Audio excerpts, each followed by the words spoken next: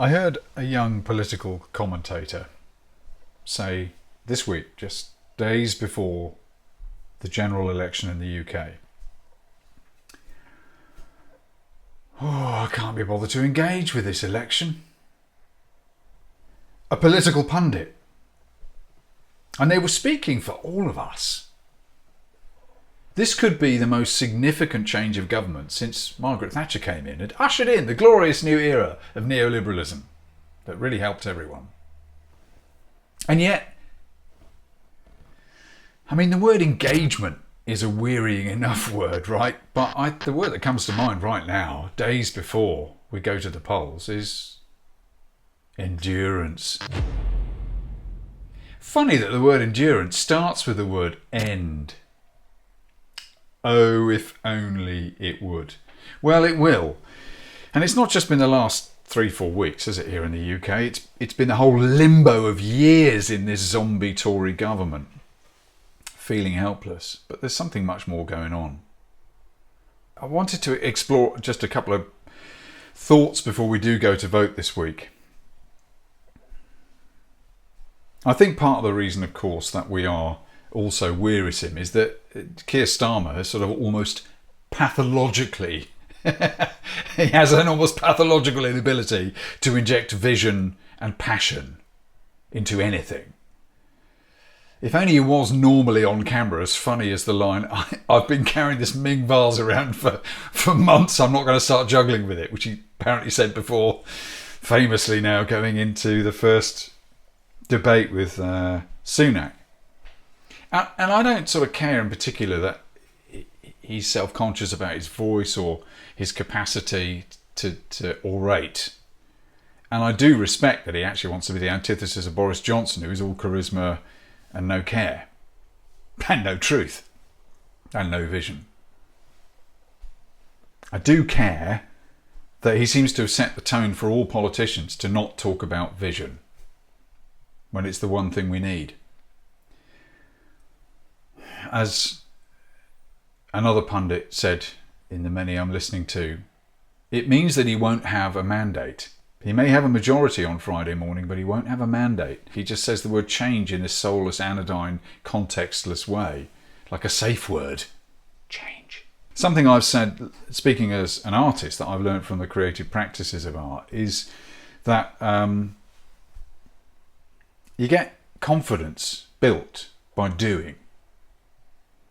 I've had a concern about Starmer that the more he plays the part of being a safe bet, not Corbyn, and playing to the system to become electable, really playing to the billionaires and the other systems and putting out signals that he's safe. The more you play a part, the more you become it. I worry that he's embodying blandness and inability to bring vision, and I hope he proves me wrong. We need the change because Labour will bring people with more of a social vision of things, but they're not planning to invest in us. And I think that's the key that I've got here, investing in us. Because I wonder whether what's going on in you and me, wherever we are, whether we were surprised or not surprised by Brexit, for example. The people who think that certain grifters on the right speak a lot of sense. What's happening there? I wonder if what's sort of underneath us is this sense of this is nothing you'll tell me down the pub. Especially if I came up to you in the street with a vox pop. You wouldn't admit it, because why would you? But shame. I wonder if loads of us are feeling underneath, just below the surface, this sense of everything we've invested in together hasn't worked, isn't good, isn't anything to be proud of. So what would get us proud again as Britain? This collection of us, all these different people, those of us who daily understand that our economics is built on an unjust past, and those of us who don't think of it that way because we're too concerned with the unjust present. All the ways that this idea of Britain has let us down. What are we all looking for? And is there anything we can shoot for together from very different perspectives? What can give us back pride? Pride that will take away fear. One of the behaviours of art that I will refer to readily is that practicing creativity gives you confidence in the things you don't yet know. The confidence to listen to things you haven't found out. Not to be overconfident and speak with no qualification, but the opposite, in fact, to want to listen to people who've had different experiences to you, because you want to know, right? And strategically, that's just wise. You've got to know what you don't know as a leader. The thing that's most missing as a topic that is a horror show of omission is the climate, is the environment. We're not talking about getting outside and the terrible state we're putting nature in. The vulnerability of our food systems, the disappearing nutrition in the soil, the many things that are happening right now. The storms in the Caribbean are sort of the biggest ever known. Fact check it, but this is what I'm getting. The weather, the changes all around us that we're sort of not taking notice of, especially in changeable old Britain. We really don't notice the weather, don't notice the floods, don't notice the lack of rainfall because we then get deluged with it. But all these things are signals of our economics not working. But here's the thing that frustrates me enormously. What could increasingly, as we practice it, unite all of us is a revolution. Embracing the revolution in green technology. And departisan it, dissect it, take it away from a sense of, it's just the greenies who do that, and see it as opportunity for all of us. Now that's not an overnight job, it's so loaded with culture war crap. But in nature, in talking about climate, actually it's an intersection of everything we need. Because we have to talk about affordable housing. But it's not enough to say we must build more houses. It infuriates me when they come out with that mindlessness. It's what houses are we building? Yes, how do we make them affordable? But how do we make them affordable to run in the long term? Because they won't fall down, will be nice to live in to help your mental health, but also will be low cost to run because they'll be very basically well insulated and built with PV and other systems that generate electricity. This will also improve our national security because we won't be relying on a few single massive, gigantically, impossibly expensive points of failure in our power systems, but have a dissipated grid that talks to itself and dialogues much more, where you share stuff with your neighbours. There's so many possibilities that even just from a tech point of view are exciting. And I want us to stop obsessing over tech and put it in the context of nature and mental health. But this revolution would.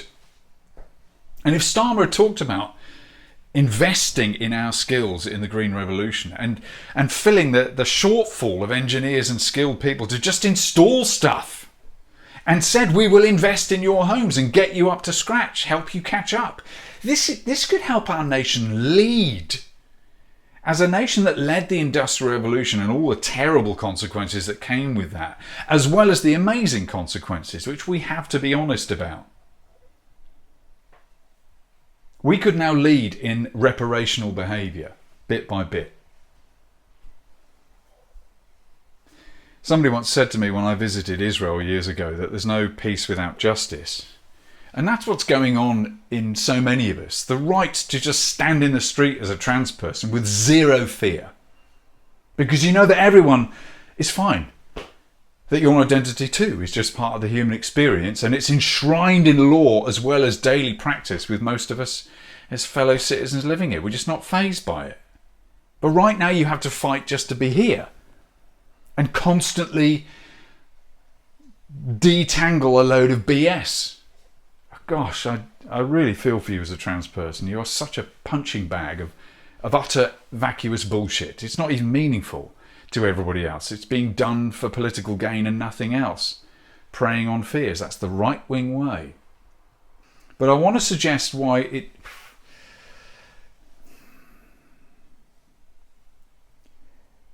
you must engage with the political system. And I say that because you don't want to engage now, and the very system itself, it can be argued very easily, is all but, and maybe actually designed to wear you down, to wear out your endurance, so that you walk away and say, well, there's nothing in it for me. I played my part, and what did I get? I didn't get what I voted for, first past the post. I played my part, I did a good thing, and now this isn't even the nation I invested in. It doesn't look and sound like the nation I thought I was investing in. I never got what I played my part, and the politicians never played theirs. They were all corrupt. So along comes the odd voice that seems to speak not in this incredibly infuriating, dehumanisingly anodyne, cardboard, off the card, safe party line way.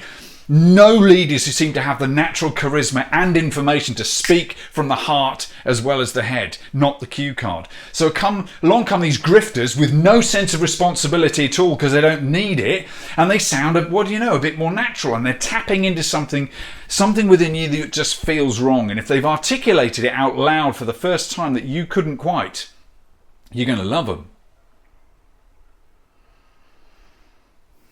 But where will we end up if we invest in what they want to invest in, which is to tear us all apart? There is no security in that. And here's the word I'm heading towards, of course. There's no future in that. Leaders have to start talking about the future. Vision. And when you have a clear vision, that gives you passion. And passion gives you confidence. Practicing what you really believe in from the bones, it shimmers out of you and it vibrates into a room and it vibrates down a camera, right? And then it guides your steps and you can't help but move, and movement is learning, and movement is embodying and building of knowledge and building therefore of confidence. But without vision, none of that kicks in.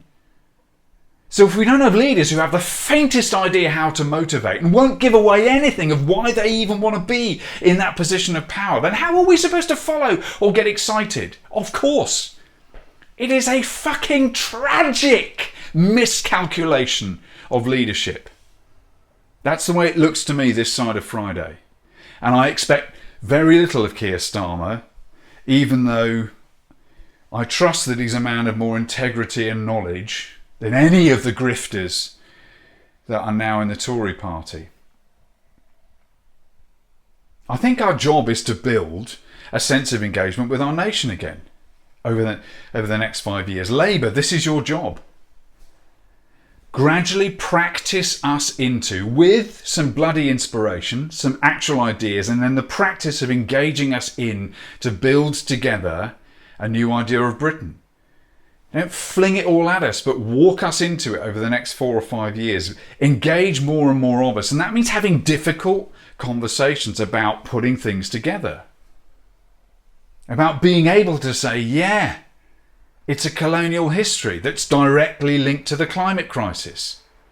But also, in the infrastructure and complexity of empire, Britain built some systems that were really useful. And the grifters and the right-wingers have pulled those things to bits. The reasonableness, the balance, a more centric opposition that helps sort of balance out some things. The very difficult thing to hear for some people, that under Tony Blair's government, all the things that were neoliberal and just a friendly version of Thatcher about it, to say nothing of things like the bad choice with the war.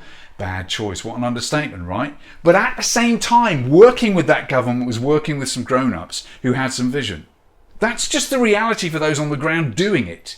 It's complicated. So we've got to have a conversation about how our service people are inspiring, and they're taught leadership and teamwork in such a way that we are all chronically desperate to learn from. But also, the international war industry is a literal horror show, sending arms to places like Israel, not brought into a context that leads with love, because that's not where the billions are.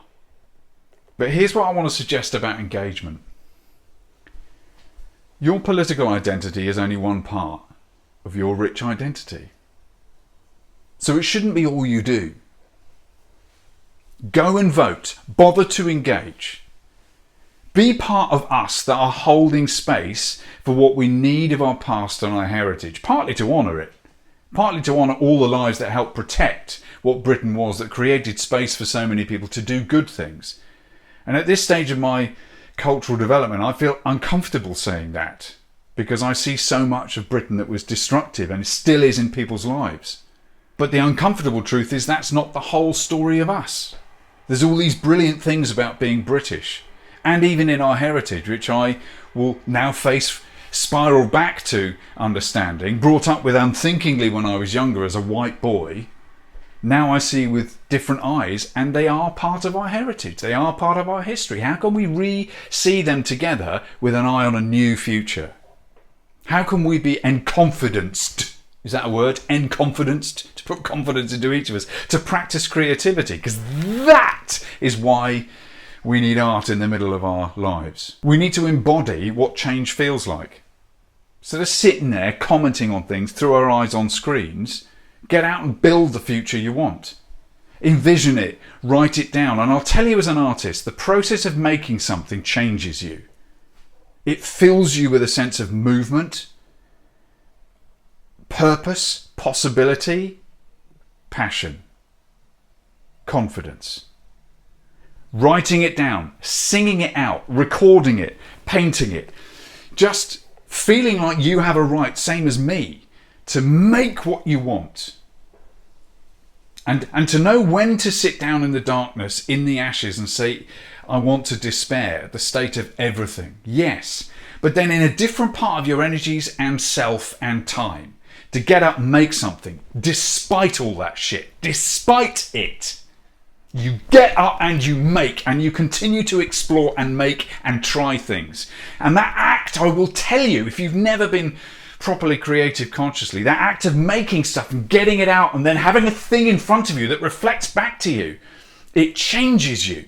It changes the vibration of your bloody bones. Why? Because you are, to put it poetically, but just factually, you are engaging consciously with the force of creation. Of which you're made, doofus. The force of creation in you, reverberating around us, in scientific and poetic ways, you're part of that matrix of life, mate. You're made of it. It's you. It's your heritage, all of it. And the story you've been born into is yours to frame as you choose to. There are facts you can't escape. Consequences others have dumped you in. About the security of our food, the security of our energy. But you get to choose who you think is an enemy or a friend, and whether you build the world you want or completely disengage from it. You can't disengage from your own responsibility for your life. No one else will love you more than you, mate. So what can you do to respond? Caroline put it beautifully this morning to me, Mrs. Peach. She said, we've all got to be the opposition now. Only the Green Party actually have the big picture of how this economically fits together. They've got a vision, but even they have been a bit sort of in talking about the climate because everyone's so distracted. They still can seem to easily be reduced to being a niche somehow. They've got the heart and the vision, but Labour have some of that in their manifesto, and they'll have the heft and the scale. So what we do on Friday is vote Labour in. And I'll be holding my nose because I have 100 things to say to Keir Starmer. He's such a disappointing leader so far. And we may be in for years of, not much changing. But we get the politicians we bother with. Here's the thing about engagement. It's coming back to the idea that you're not just this injustice. You're not just any one thing. Don't do the politics all the time. Absolutely do it on Thursday. And nature wants you to be much more balanced than that. And go out and play and hold space for other things. And understand with confidence that that all sits together. Many things that seem incongruous have to sit together in life, and getting more and more just okay with working with that. Sitting with the discomfort of two things juxtaposing that, shouldn't sit next to each other. Get more comfortable with that. With inclusion and with representing each other. I want the endurance to end. And I want the creativity to start. Like a bloody revolution. But only on Sundays.